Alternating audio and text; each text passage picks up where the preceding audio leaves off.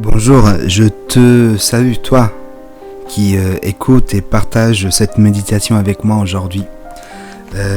Nous allons parler de la gratitude envers Dieu.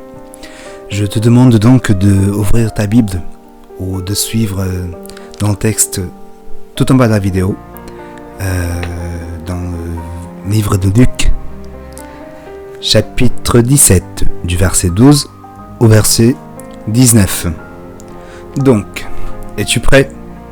On y va. Jésus, se rendant à Jérusalem, passait entre la Samarie et la Galilée. Comme il entrait dans un village, 10 lépreux viennent à sa rencontre. Se tenant à distance, ils élèvent la voix et dirent: Jésus, Maître, aie pitié de nous. Et dès que Jésus les a vus, il leur a dit: Allez vous montrer au sacrificateur. Et, pendant qu'ils y étaient, il arrivait qu'ils furent guéris. L'un d'eux, se voyant guéri, est revenu sur ses pas, glorifiant Dieu à haute voix. Il tomba sur sa face aux pieds de Jésus et lui rendit grâce. C'était un Samaritain. Jésus, prenant la parole, il a dit: Il n'y en avait pas 10 qui ont été guéris? Et les 9 autres, où sont-ils? Ne s'est-il trouvé que cet étranger pour revenir et donner gloire à Dieu? Puis Jésus lui dit: Lève-toi, va, ta foi t'a sauvé. Eh bien, gratitude. La gratitude, au mieux, l'absence de gratitude, est un de nos plus grands défauts. Comment es-tu actuellement sur ce point vis-à-vis de Dieu? L'apôtre Luc nous raconte l'histoire de ces 10 hommes qui étaient malades et qui ont été guéris. Mais un seul est revenu sur ses pas. Il est revenu démontrer sa gratitude et il est le seul à avoir reçu le plus grand cadeau, le salut en Jésus-Christ. Combien sont les nombreuses fois que nous oublions de remercier le Seigneur?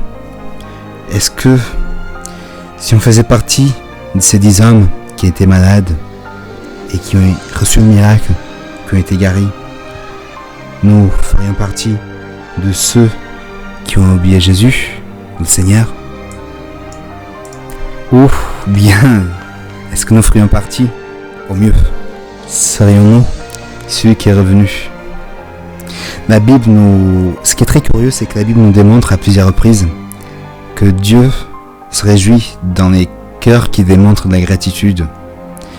Et ce qui est très intéressant sur ce passage est que ces 10 malades, au moment de demander le miracle, ils ont reconnu qui ils étaient. Ils sont restés à l'écart.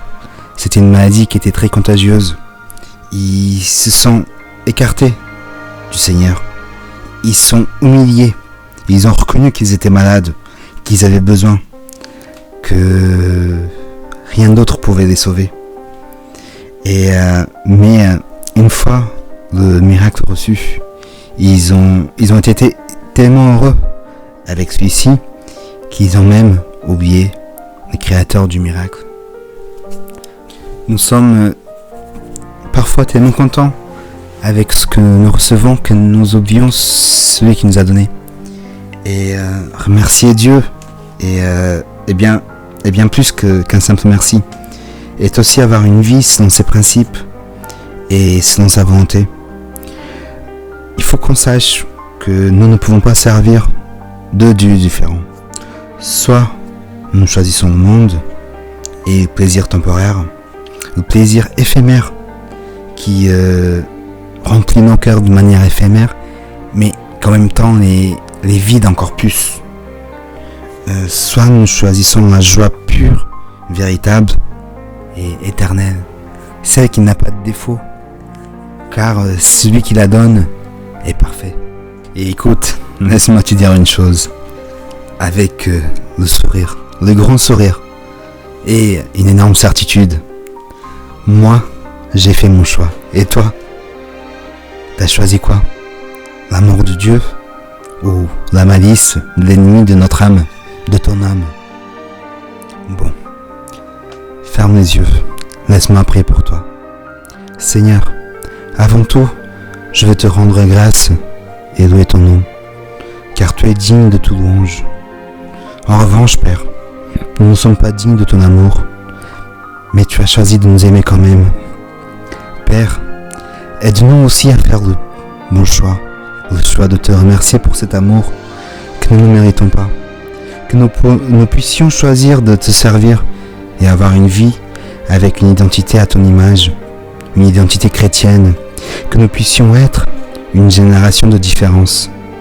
Jésus, bénis ceux qui écoutent ce message, ainsi que leurs foyers et leurs familles, que nous puissions tous avoir une expérience surnaturelle avec toi.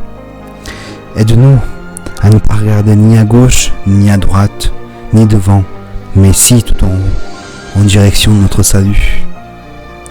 Dans le nom de Jésus, Amen.